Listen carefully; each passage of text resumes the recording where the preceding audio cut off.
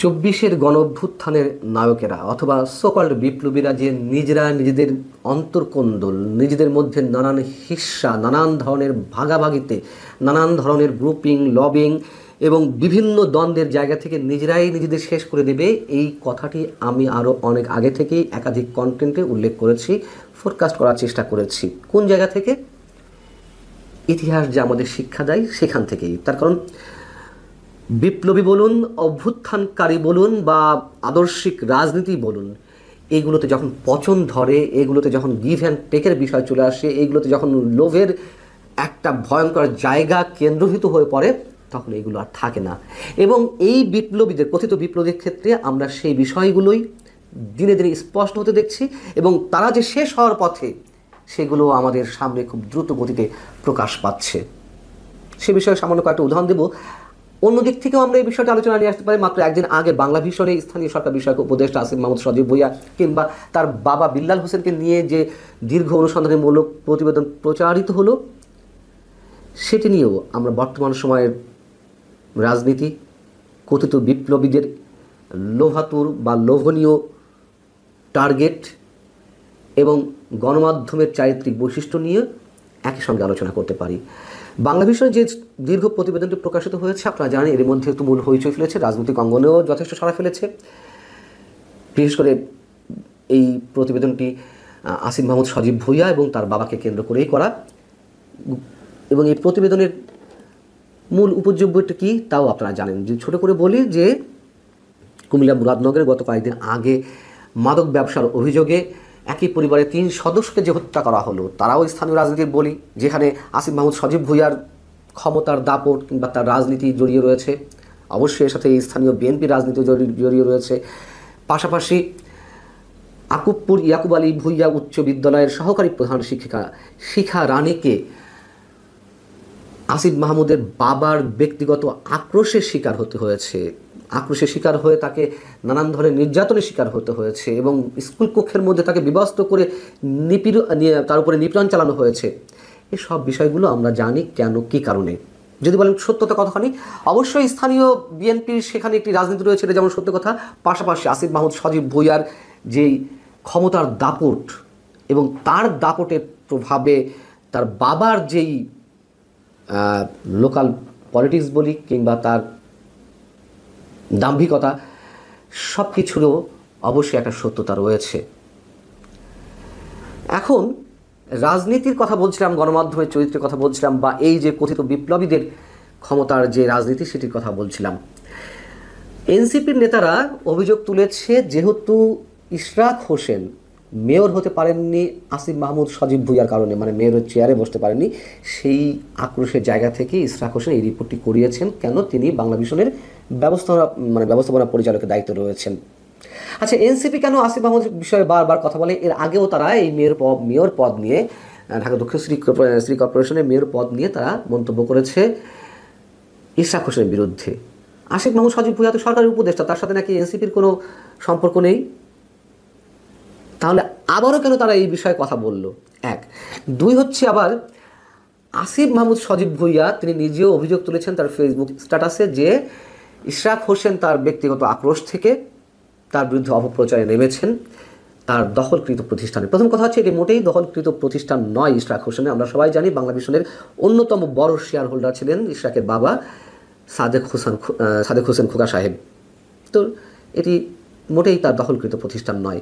এবার আসুন মূল কথায়, যে অন্য কোনো প্রতিষ্ঠানে হলো না, তাহলে বাংলা ভিশনে এ ধরনের রিপোর্ট প্রকাশ পেলো বা প্রচার হলো কেন? খুবই সহজ কথা, অন্য কোনো প্রতিষ্ঠানে হচ্ছে না। বাংলাদেশের গণমাধ্যমের চরিত্র এটি, হয় সরকারি রক্তচক্ষুর ভয়ে তারা করে না, অথবা সেন্সরশিপের মধ্যে চলে যায় তারা, তার দালালির একটা জায়গা থেকে, তাবেদারির জায়গা থেকে। সে বিষয়টি আমরা দেখছি। হাতে গোনা 2-1টি গণমাধ্যম ছাড়া সবাই এই ক্যাটাগরির বা এই শ্রেণীতেই পড়ে। এবং ক্ষমতা কেন্দ্রিক রাজনীতির যে অপব্যবহার, ক্ষমতার দাপটের যে বহিঃপ্রকাশ, আমরা এই সোকল্ড বিপ্লবীদের রাজনীতিতেও দেখছি। অনেক বিষয় একই সঙ্গে আলোচনা করা যায়। এবং এই যে অসংখ্য অভিযোগ সামাজিক যোগাযোগ মাধ্যমে বা বিভিন্ন সোর্সে আমরা জানতে পারছি, এগুলো নিয়ে তেমন কোনো বক্তব্য বা রিপোর্টিং কোনো গণমাধ্যমে নেই। হাতে গোনা 2-1টি গণমাধ্যমের কথা আলাদা, সেটা আমি আগেই বলেছি, এখনও বলছি। অন্যান্য বিষয়ে যদি আমরা দুই একটা আলোচনা নিয়ে আসি সাম্প্রতিক সময়েরই বিষয়গুলো, যেমন মাহফুজ আলম অন্যতম কথিত বিপ্লবী, তার বিরুদ্ধে অস্ট্রেলিয়াতে তার ভাই মাহবুব আলম মাহিরের অ্যাকাউন্টে সন্দেহজনক লেনদেন বা 2 কোটি টাকার চেকের লেনদেন, এরকম নানান ধরনের বিষয় সামাজিক যোগাযোগ মাধ্যমে উঠে এসেছে। সেটিকে চ্যালেঞ্জ করেছেন মাহফুজ আলম, এবং চ্যালেঞ্জ করতে গিয়ে তিনি কী বলেছেন সেটাও আপনারা জানেন। নিজেদের মধ্যকার যেই ক্ষমতার রেষারেষি, দ্বন্দ্ব, ভাগাভাগির এক ধরনের অমীমাংসা জায়গা থেকে তারা একে অন্যের পিছনে লেগে উঠেছে। যেমন মাহফুজ আলম কী বলছেন, তিনি বলছেন যে আজকাল অনেকের লেজ কাটা যাচ্ছে বলে আমার বিরুদ্ধেও লেগেছেন। খেয়াল করুন, নতুন একটি দলের কয়েকজন মহারথী এতে জড়িত। নতুন দল কোনটি? এনসিপি। তার মহারথী কারা? এই যে আসিফ মাহমুদ সজীব ভুইয়া কিংবা নাহিদ ইসলাম অথবা সার্জিস আলম, হাসনাত আবদুল্লাহ কিংবা নাসিরুদ্দিন পাটোয়ারি, এরাই তো। এবং আপনাদের মনে থাকার কথা, এই যে এনসিপি বা জাতীয় নাগরিক পার্টির একটি বড় পদে বা শীর্ষ পদে মাহফুজ আলম বসাতে চেয়েছিলেন তার নিজের বড় ভাই মাহবুব আলমকে, তিনি কিন্তু পারেননি। এবং নিজেদের মধ্যে যে একটা চরম দ্বন্দ্ব শুরু হয়ে গেছে এটাও আমরা বুঝতে পারছি, যার জায়গা থেকে তিনি এই মন্তব্য করেছেন। এবং তিনি বলছেন সব সত্যই প্রকাশ পাবে। একটা সার্কেলের প্রায় সবাই যখন দুর্নীতিগ্রস্ত, একজন কোনো টাকা ধরছে না বা দুর্নীতি করছে না, এটা কার সহ্য হবে? অর্থাৎ এনসিপির আর যে নেতা রয়েছেন তারা সবাই দুর্নীতিগ্রস্ত, এবং তারা যে সবাই দুর্নীতিগ্রস্ত এরকম নানান ধরনের অভিযোগ তো আমরা পাচ্ছি, কেউ তো রেহাই পাচ্ছেন না। সার্জিস আলম, হাসান আবদুল্লাহ কিংবা নাহিদ ইসলাম মন্ত্রী থাকা অবস্থায় তার এপিএসের যে দুর্নীতি, অথবা আর যারা রয়েছেন সবার বিরুদ্ধে তো কম বেশি অভিযোগ উঠছে এনসিপির অন্যান্য পর্যায়ের নেতাদের বিরুদ্ধে। সো সেই জায়গা থেকে মাহফুজ আলমের বিরুদ্ধে দুর্নীতির অভিযোগটি প্রথম এলো, এবং এটিকে তিনি মিন করেছেন যে তার বিরুদ্ধে কেউ লেগেছে। হ্যাঁ, আমরা মাহফুজ আলমের বিরুদ্ধে বা আমি ব্যক্তিগতভাবে মাহফুজ আলমের আদর্শিক জায়গা থেকে অনেক ধরনের প্রশ্ন তুলেছি, অনেক বড় বড় প্রশ্ন তুলেছি। তবে দুর্নীতি এই জায়গাটিতে সম্ভবত আমরা সার্টিফিকেট দিতে চাই না, তো এখনও পর্যন্ত তেমন সুনির্দিষ্ট কিছু পাওয়া যায়নি। মাত্র একদিন আগে যে বিষয়টি ভাইরাল হয়েছে সামাজিক যোগাযোগ মাধ্যমে, তার অস্ট্রেলিয়াতে সিডনিতে তার বড় ভাইয়ের অ্যাকাউন্টে এই কোটি টাকার যে লেনদেন, সেটি ছাড়া আর কোনো অভিযোগ এখনও পায়নি।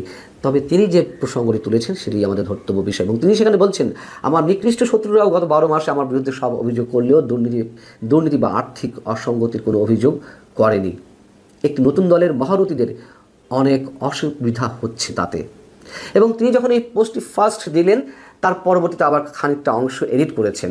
এই যে বিশেষ দরের কিছু দুর্নীতিবাজ লোকের কথা তিনি উল্লেখ করেছেন, এবং নিজেদের মধ্যে যে মধ্যকার যে দ্বন্দ্ব সংঘাত সেগুলো তিনি তুলে ধরেছেন, সেই জায়গাগুলো আবার তিনি এডিট করে আবার বলছেন কয়েকটা বাক্য নিয়ে অযথাই জল ঘোলা হচ্ছে, তাই এডিট করে দিলাম। এখন এনসিপির নেতাদের বিরুদ্ধে তদবির বাণিজ্য, মামলা বাণিজ্য, নিয়োগ বাণিজ্য, ঘুষ বাণিজ্য, দুর্নীতি, পদবি নিয়ে দ্বন্দ্ব, মারামারি, সংঘর্ষ, এগুলো তো আমরা গত 11 মাসে ক্লান্ত হয়ে গেছি দেখতে দেখতে। এগুলো তো আর অভিযোগের পর্যায়ে নেই, তাই না? এবং সর্বশেষ পর্যায়ে এনসিপির একজন নেতা রিয়াদ, তিনি যে চাঁদাবাজি করতে গিয়ে আটক হলেন। উমুয়া ফাতেমা বৈষম্য বিরোধী ছাত্র আন্দোলনের মধ্যে কী চলছে সেগুলো তিনি তুলে ধরেছেন প্রকাশ্যে। অতএব গণ অভ্যুত্থানের নায়কেরা লণ্ডভণ্ড হতে চলেছেন, তারা আর সাধারণ মানুষের মধ্যে সম্ভবত আর খুব বেশি দিনের জন্য কোনো ধরনের কোনো গ্রহণযোগ্যতা ধরে রাখতে পারবে না।